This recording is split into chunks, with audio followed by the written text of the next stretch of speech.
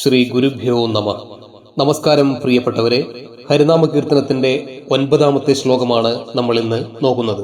ഈ 9ാമത്തെ ശ്ലോകത്തിൽ മനുഷ്യഹൃദയം സത്യോന്മുഖമായി പാകപ്പെടുത്താൻ ഏറ്റവും പറ്റിയത് സ്വാത്വിക ഭക്തിയാണ് എന്ന് ഭാഗവതത്തിൽ പറയുന്നു. എന്നാൽ ചിലർ ഭക്തിമാർഗത്തിന് ആരംഭത്തിൽ അത്ര പ്രാധാന്യം നൽകാതെ സങ്കല്പ നിരോധ രൂപത്തിലുള്ള രാജയോഗം തന്നെ ആരംഭം മുതലേ അഭ്യസിച്ചു തുടങ്ങുന്നു. അവർക്ക് മനസ്സ് ഏകാഗ്രപ്പെട്ട് സങ്കല്പങ്ങൾ നിരോധോന്മുഖങ്ങളാകുന്നതോടെ കുണ്ടലിനി പ്രാണശക്തി ഉണർന്ന് വർണ്ണ ശബളിമയോടെ വിവിധ തരത്തിലുള്ള പ്രത്യക്ഷാനുഭവങ്ങൾ ഉളവാകുന്നു. ഈ രാജയോഗാഭ്യാസം കൊണ്ടുണ്ടാകുന്ന അനുഭവ വൈവിധ്യത്തിന്റെ ഒരു സംഗ്രഹ വിവരണമാണ് 9ാമത്തെ പദ്യം. 9ാമത്തെ പദ്യം നോക്കാം. പച്ചക്കിളി പവിഴ പാൽവർണ്ണമൊത്ത നിറം ഇച്ഛിപ്പവർ കുഷഠാധാരം കടന്നു പരി വിശ്വസ്ഥിതി പ്രളയ സൃഷ്ടിക്കു സത്വരജ സ്തമോഭേദഹരി നാരായണായ നമ. പച്ചക്കിളി പവിഴ പാൽവർണ്ണമൊത്ത നിറം ഇച്ഛിപ്പവർക്ക് ഷഠാധാരം കടന്നു ഉപരി വിശ്വസ്ഥിതി പ്രളയ സൃഷ്ടിക്ക് സത്വരജസ്തമോഭേദഹരി നാരായണായ നമ എന്നാണ് പറയുന്നത്.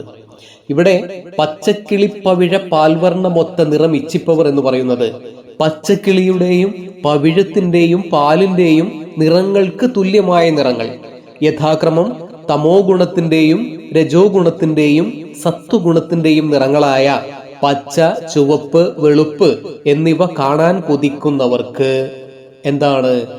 ഷഠാധാരം കടന്നുപരി വിശ്വസ്ഥിതി പ്രളയ സൃഷ്ടിക്ക് സത്വരജസ്തമോ ഭേദ ഹരി നാരായണായ നമ എന്നാണ് പറയുന്നത്.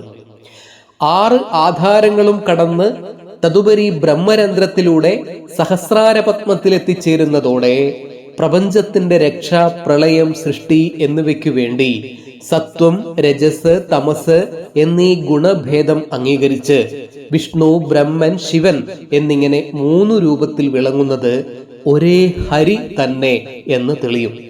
നാരായണനായിക്കൊണ്ട് നമസ്കാരം എന്നാണ് ഈ ശ്ലോകത്തിൽ പറയുന്നത്. ഇവിടെ പച്ചക്കിളി പവിഴ പാൽവർണ്ണമൊത്ത നിറം ഇച്ഛിപ്പവർ എന്നാണ് പറയുന്നത്. അത് പല രീതിയിലുള്ള സാധനാ പദ്ധതികളുണ്ട്. സ്വാത്വിക ഭക്തിയിലൂടെ വിഷ്ണു സാക്ഷാത്കാരം നേടി ബ്രഹ്മാനുഭവത്തിലെത്താം.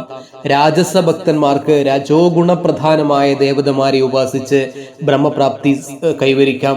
അതുപോലെ വേറെ ചിലർക്ക് രാജയോഗം അഭ്യസിച്ച് കുണ്ഡലിനി പ്രാണശക്തിയെ സാവധാനം ഉണർത്തി ഓരോ ആധാരചക്രത്തിലും വിശ്രമിപ്പിച്ച് ആജ്ഞാചക്രത്തിലേക്ക് നയിക്കാം. ഇങ്ങനെ രാജയോഗാഭ്യാസത്തിലൂടെ ബ്രഹ്മസാക്ഷാത്കാരം പ്രാപിക്കുന്ന സാധകരെയാണ് പച്ചക്കിളി പവിഴ പാൽവർണ്ണമൊത്ത നിറം ഇച്ഛിപ്പവർ എന്ന് ആചാര്യൻ ഈ ശ്ലോകത്തിൽ വിശേഷിപ്പിച്ചിരിക്കുന്നത്. പിന്നീട് ഷഠാധാരം കടന്ന് എന്നാണ് പറയുന്നത്. യോഗശാസ്ത്ര പ്രകാരം മനുഷ്യ ശരീരത്തിനുള്ളിൽ നട്ടെല്ലിന്റെ ആരംഭസ്ഥലം മുതൽ ഒത്ത മധ്യത്തുകൂടി നീണ്ടുചെന്ന് തലച്ചോറിനെ സ്പർശിക്കുന്ന നാഡിയാണ് സുഷുമ്ന. അതിന്റെ ഇരുഭാഗങ്ങളിലുമായി മുകളിലേക്ക് വ്യാപിക്കുന്ന 2 നാഡികൾ വേറെയുമുണ്ട്. അത് ഇടതുഭാഗത്തുകൂടി മുകളിലേക്ക് വ്യാപിക്കുന്ന ഇട എന്ന നാഡിയും വലതുവശത്തുകൂടി പിംഗള എന്ന നാഡിയും സുഷുമ്നയിൽ ലയിക്കുന്നു. ഒരു സാധകൻ തന്റെ പ്രാണായാമ പദ്ധതികൾ അനുഷ്ഠിക്കുമ്പോൾ ഉണരുന്ന പ്രാണൻ ഈ നാഡികളിലൂടെ പ്രസരിച്ച് മുകളിലേക്ക് ഉയരുന്നു. ഇങ്ങനെ മുകളിലേക്ക് ഉയരുന്ന കുണ്ഡലിനി ശക്തി 6 ആധാരചക്രങ്ങളിൽ വിശ്രമിച്ചാണ് സഹസ്രാര പത്മത്തിലേക്ക് സഞ്ചരിക്കുന്നത്. ഈ ചക്രങ്ങൾ മൂലാധാരം, സ്വാധിഷ്ഠാനം, മണിപൂരകം, അനാഹതം, വിശുദ്ധി, ആജ്ഞ എന്ന് പറയും. ഇങ്ങനെ മൂലാധാര ചക്രത്തിൽ നിന്നും പ്രാണപ്രസരണം ആരംഭിക്കുന്നതോടെ ഇട, പിംഗള, സുഷുമ്ന നാഡികളിൽ നീല, വെളുപ്പ്, ചുവപ്പ് എന്നീ വർണ്ണങ്ങൾ പ്രകടമാകുന്നു. കുണ്ഡലിനി പ്രാണപ്രസരണത്തിന്റെ തുടക്കത്തിലാണ് ഈ വർണ്ണവൈവിധ്യം. പിന്നീട് സത്വഗുണത്തിൻ്റെതായ വെണ്മ മാത്രം അവശേഷിക്കുന്നു.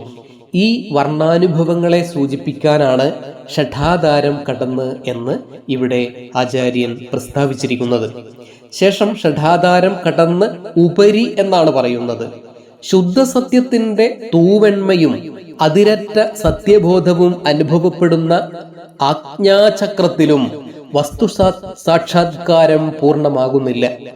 ആജ്ഞാചക്രത്തിനും സഹസ്രാരത്തിനും ഇടയിലുള്ള ബ്രഹ്മരന്ധ്രത്തിലൂടെ പ്രാണശക്തി സഹസ്രാരപത്മത്തിലേക്ക് കടക്കുന്നു. അവിടെ മനസ്സ് പൂർണ്ണമായും അടങ്ങുന്നു. ബാഹ്യ ശരീരബോധം പൂർണ്ണമായും ഒടുങ്ങുന്നു.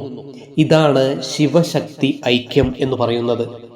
ശിവനിൽ ശക്തിയാണല്ലോ മനസ്സിനെയും ശരീരങ്ങളെയും ഉണ്ടാക്കി കാണിക്കുന്നത്. ശക്തി സ്പന്ദനം നിലച്ചാൽ ശരീര മനസ്സുകൾ നിലയ്ക്കുന്നു. ബ്രഹ്മരന്ധ്രത്തിൽ വച്ച് ശക്തിസ്പന്ദനം വസ്തുവിൽ അലിഞ്ഞു ചേരുന്നതോടെ ദേഹമനസ്സുകൾക്കപ്പുറം സൂര്യതുല്യം അദ്വയ ബോധവസ്തു തെളിയുന്നുവെന്ന് അനുഭവസ്ഥന്മാർ ഏകകണ്ഠമായി പ്രഖ്യാപിക്കുന്നു എന്ന് പണ്ഡിതന്മാർ പറയുന്നു. ഈ അനുഭവത്തെയാണ് തുരീയാവസ്ഥ എന്ന് യോഗികൾ വിവരിക്കുന്നത്. ഈ അനുഭവ തലത്തെ കാണിക്കുന്നതിനാണ് ഉപരി എന്ന വാക്ക് ഈ ശ്ലോകത്തിൽ ഉപയോഗിച്ചിരിക്കുന്നത്. പിന്നീട് പറയുന്നത് വിശ്വസ്ഥിതി പ്രളയ സൃഷ്ടിക്കു സത്വരജസ്തമോഭേദഹരി എന്നാണ്. ഈ തുരീയ അനുഭവത്തിലെത്തിയാൽ ഒരേ ബ്രഹ്മസത്യം തന്നെയാണ് ബ്രഹ്മ വിഷ്ണു മഹേശ്വരന്മാരായി സൃഷ്ടി രക്ഷ ലയനം നടത്തുന്നത് എന്ന് വ്യക്തമാകും. അതാണ് ഓംകാരമായ പൊരുൾ മൂന്നായി പിരിഞ്ഞുടനെ എന്ന ഒന്നാമത്തെ ശ്ലോകഭാഗത്തിൽ നിന്നും നാം മനസ്സിലാക്കുന്നത്. ബ്രഹ്മസാക്ഷാത്കാരത്തിനു വേണ്ടി വിവിധ രീതിയിലുള്ള സാധനാ പദ്ധതികൾ അനുഷ്ഠിക്കുന്നതിനെ കുറിച്ചും അതിൽ രാജയോഗ അഭ്യസിക്കുമ്പോൾ സാധകന്റെ ഉള്ളിലുണ്ടാകുന്ന അനുഭവ സാക്ഷ്യത്തെക്കുറിച്ചുമാണ് 9ാമത്തെ ഈ ശ്ലോകത്തിൽ നമ്മൾ കണ്ടത്. പച്ചക്കിളി പവിഴ പാൽവർണ്ണമൊത്ത നിറമിച്ചിപ്പവർക്കു ഷഠാധാരം കടന്നുപരി വിശ്വസ്ഥിതി പ്രളയ സൃഷ്ടിക്കു സത്വരജസ്തമോ ഭേദഹരി നാരായണായ നമഃ.